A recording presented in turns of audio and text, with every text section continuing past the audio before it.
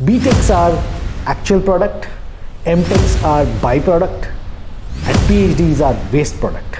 ऐसा मुझे याद है हम अपने कॉलेज में IIT में बोलते थे, आज से 18-19 साल पहले की बात है, पर ये एक कॉमन अनसेड सोच थी कॉलेज में कि यार बीटेक वाले they are really successful, PhDs वाले थोड़े लुक डाउन किए जाते हैं, MTechs को तो मटका बोलते थे, मटका MTech।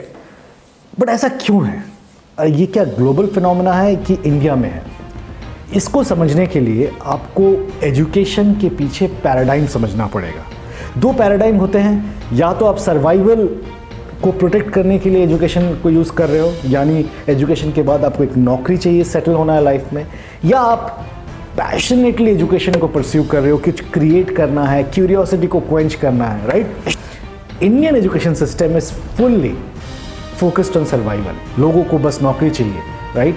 ये मैंने अपने IIT में भी देखा था अपने डेज में, और जब IIT छोड़ के MBA करने लगा एक्सेलराई से, तभी भी वही बात हो रही थी कि पैकेज किसको कितना लगेगा, कितने की नौकरी लगेगी, तो कॉन्वर्सेशन कभी उसके ऊपर उठा ही नहीं, राइट? और यही कारण है कि बीटेक्स को एक्चुअल प्रोडक्ट माना जाता है, क्योंकि एक बीटेक करने वाला बंदा स्पेशली टेक्नोलॉजी और इंजीनियरिंग में होता है, 21-22 साल में नौकरी करने लगता है, किसी IT फर्म या इंडस्ट्री में जॉब करता है, ठीक ठाक पैसे कमाने शुरू कर देता है, एंड लाइफ में एक ट्रेजेक्ट्री, एक ऑर्बिट पा जाता है, राइट? अगर आप देखें PhDs को तो उनके ऑप्शंस बहुत लिमिटेड हो जाते हैं। 5 साल पढ़ने के बाद क्या वो कॉर्पोरेट जाएंगे तो फिर से जूनियर लेवल में शुरू करना पड़ेगा, तो वहाँ पे कॉर्पोरेट्स को भी काफ़ी इशू होता है कि वो बंदा PhD करके एक्स्ट्रा क्या वैल्यू ऐड करेगा, राइट? क्योंकि उतना डेप्थ का काम होता ही नहीं है कॉर्पोरेट्स में, राइट?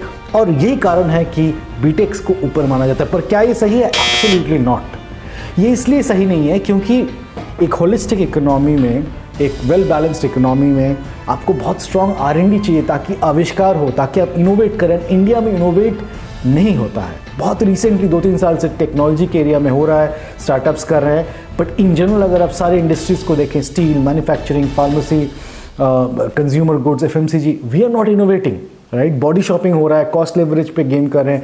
एंड अब 3-4 साल पहले तक तो IT और टेक्नोलॉजी में भी हम सिर्फ लो कॉस्ट पे खेलते थे। ऐसा इसलिए हो रहा है क्योंकि हमारे कल्चर में आविष्कार नहीं है। धीरे धीरे जो कि चेंज हो रहा है। मेरा बहुत स्ट्रॉन्ग रिकमेंडेशन रहेगा आप सबसे कि PhD करें, क्योंकि अगर आप कंपेयर करें ना US इकोनॉमी को, वहाँ पे लोग PhD करते हैं, और इसलिए नहीं करते हैं कि उनको जॉब चाहिए, इसलिए करते हैं क्योंकि उनको कुछ बनाना है, क्रिएट करना है, डेप्थ में घुसना चाहते हैं किसी एरिया की। इसीलिए आप कोई भी बुक उठा लीजिए, चाहे वो ऑर्गेनाइजेशनल बिहेवियर हो, चाहे वो फार्मेसी हो, चाहे हार्डकोर टेक्नोलॉजी हो, इंडस्ट्रियल एप्लीकेशन हो, हर जगह इन्वेंटर्स आर वेस्टर्नर्स।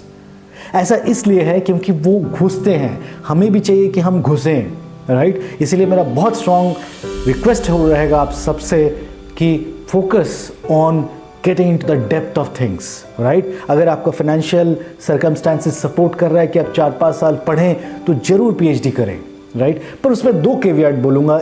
अगर आप PhD कर रहे हैं तो मेक श्योर कि आप टॉप कॉलेजेस से कर रहे हो इंडिया में, राइट? या फिर आप अब्रॉड जाओ PhD करने के लिए, वहाँ पर रियल वैल्यू ऐड होता है US UK में।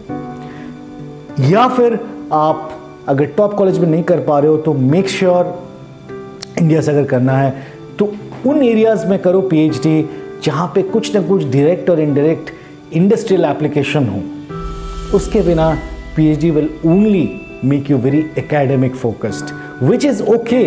बट मैं चाहता हूँ कि हमारे देश के लोग ट्रूली इन्वेंटिव पोटेंशियल को अनलीश करें, and I am sure we can do it. Thank you very much. Stay focused.